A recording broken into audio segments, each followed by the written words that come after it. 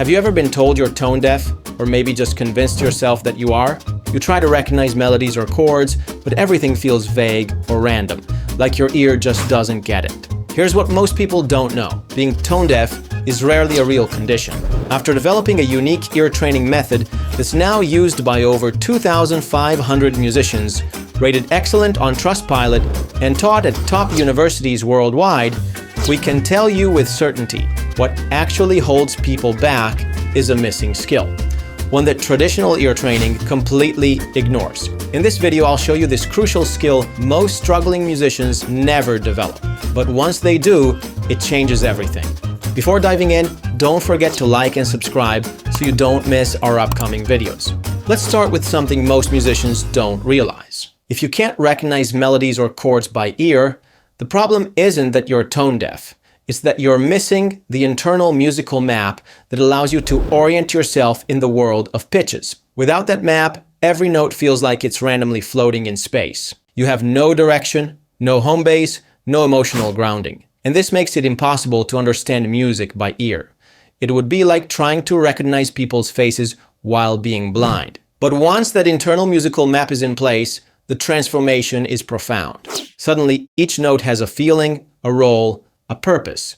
You can recognize these feelings because you've become familiar with them, to the point where recognition happens quickly and effortlessly. Everything you hear starts to make sense. So, what exactly is this internal mental map?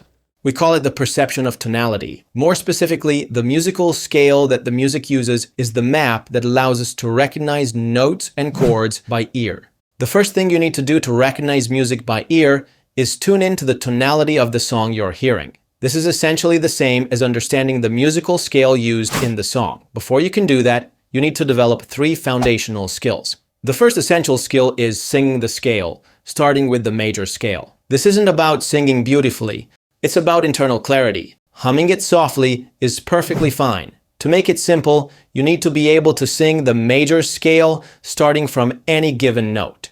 You should land on the correct pitches and sing the scale with reasonable accuracy without relying on an instrument. If you can't do this, you're not yet hearing the tonality properly in your mind. And that's the first thing we need to fix. Let's try this now. Sing the major scale starting from this note up until the note an octave above.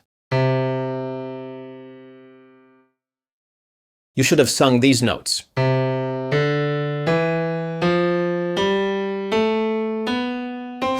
Try this again later using an instrument to check your accuracy. Notice where you go off pitch.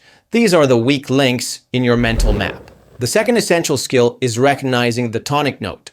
This is the home note of the key, the center of gravity.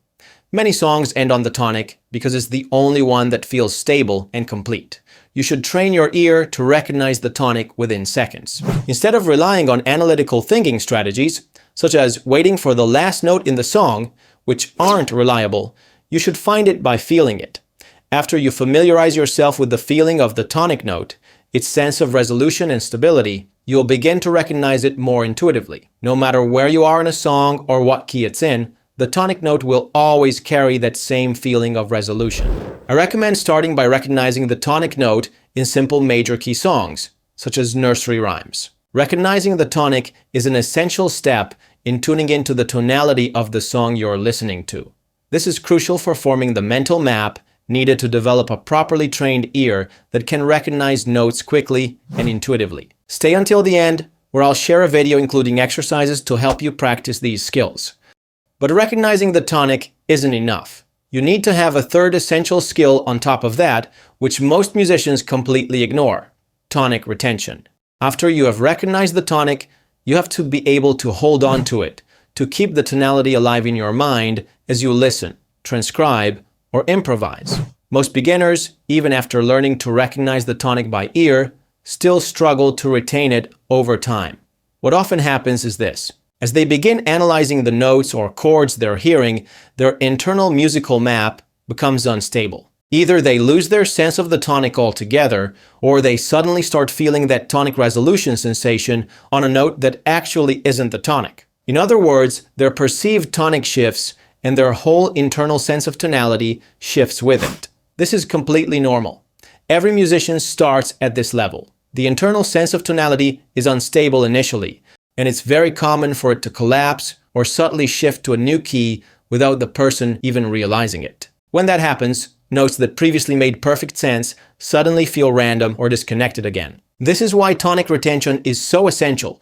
It allows you to keep your internal musical map stable, to maintain the gravitational center of the music in your mind without conscious effort. When these three skills click, everything changes. Notes aren't just abstract sounds anymore, they carry meaning. You can finally connect with the feeling of each scale degree, allowing you to stop guessing and recognize notes simply by sensing their emotional character. That's what happened to me and to thousands of our students, many of whom were told they were tone deaf or just not musically gifted. They weren't. They simply lacked a proper strategy for developing these three essential skills that create a stable musical map for recognizing music by ear. Indeed, traditional methods teach you to calculate intervals, the distance between notes. But this keeps your focus in the wrong place. When you think in intervals, your mind constantly shifts between reference points, which actually destabilizes your sense of key and prevents you from developing the three core skills mentioned earlier. That's why in our method, we obsessively focus on teaching you the precise thinking strategies that develop a stable internal musical map and transform into intuitive ear training skills over time. Before I share how to learn more, don't forget to like and subscribe so you don't miss our upcoming videos. If you've ever felt tone deaf or just stuck and unsure, know this: you're not broken. Thousands of other musicians were in the same situation, and when they started developing this mental musical map, their ear completely transformed. And if you want to learn how to build that map step by step, get science-based exercises, and understand which to practice based on your current level, we've created a free workshop to walk you through the entire process. Click the link in the description and get started now.